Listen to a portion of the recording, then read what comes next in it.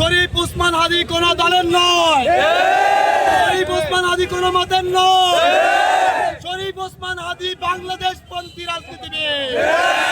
আপনারা দেখেছেন শরীফ ওসমান হাদি ভাই আমাদেরকে দেখিয়েছেন কিভাবে বাংলাদেশ পন্থার রাজনীতি করতে হয়।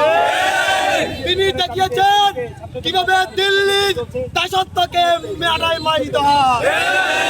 সংগ্রামী বন্ধুগণ, আমাদের ওসমান হাদি ভাই বাংলাদেশে যে ইনক্লুসিভ রাজনীতি প্রতিষ্ঠা করতে চেয়েছিলেন, সেই ইনক্লুসিভ রাজনীতি ভারতীয় আধিপত্যবাদের ষড়যন্ত্রকারীদের পছন্দ হয় না।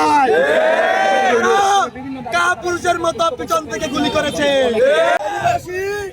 আপনারা জানেন 24শে জুলাই গণঅভ্যুত্থানে ওসমান শরীফ হাদি ভাই ঢাকার বুকে কাফন ধরিয়ে দিয়েছিল, আওয়ামী লীগের বুকে কাফন ধরে দিয়েছিল। সেই 24শে গণঅভ্যুত্থানে অগ্রণীনায়ক ওসমান হাদিকে পিছন থেকে গুলি করে নির্মমভাবে হত্যা করা হয়েছে। শরীফ ওসমান হাদিকে গত শুক্রবার গুলি করা হয়েছিল।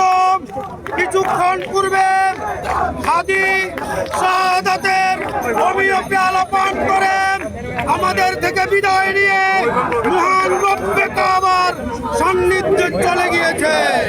ওসমান হাদিকে হত্যা করা নয়, তারা বাংলাদেশকে হত্যা করেছে, তারা জুলাইকে হত্যা করেছে। আমরা শপথ দিচ্ছি, আমরা এখানে যারা আছি আমরা একজন হাদি হবো, আমরা হাদির প্রতিশোধ দিব। শহীদ ওসমান হাদি ভাইয়ের লাশকে আমরা আমাদের মনে করছি, আমরা ওসমান হাদি ভাইয়ের লাশ আমাদের সামনে আছে। সেই লাশকে সামনে রেখে আমরা শপথ নিচ্ছি আমাদের ওসমান হাদি ভাইয়ের হত্যাকারীদেরকে এদেশ থেকে নিশ্চিহ্ন করা ছাড়া আমরা থামবো না ইনশাআল্লাহ। নির্বাচন কমিশন বলে এটি নাকি বিচ্ছিন্ন ঘটনা। আমরা মনে করি এটি পরিকল্পিত হত্যাকাণ্ড। আমরা নির্বাচন কমিশনেরও পদত্যাগ চাই। ওসমান হাদি ভাইয়ের রক্তাক্ত দেহ মানে বাংলাদেশ ভূখণ্ডের রক্তাক্ত দেহ। ওরা ভেবেছিল হাদি ভাইকে হত্যা করলে আমরা থেমে যাব, কিন্তু জুলাইয়ের বিপ্লবী যোদ্ধারা থেমে যাওয়ার জন্য আসেনি। জুলাইয়ের যোদ্ধারা এসেছে বাংলাদেশে আওয়ামী লীগের কবর রচনা করার জন্য।